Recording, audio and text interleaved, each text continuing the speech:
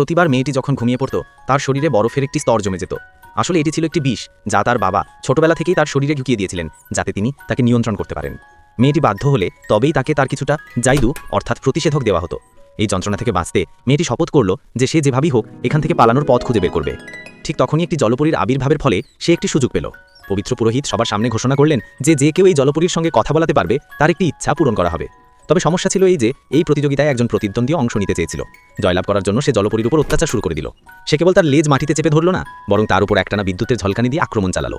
তার বিন্দুমাত্র ধারণা ছিল না যে তার এই কাজ মেয়েটির জন্য একটি সুযোগ হয়ে উঠবে। সে ভাবল যে লোকটি সেখান থেকে গেলেই সে জলপরীকে বাঁচাবে। প্রতিদ্বন্দ্বী সেখান থেকে চলে যেতেই মেয়েটি সামনে এলো।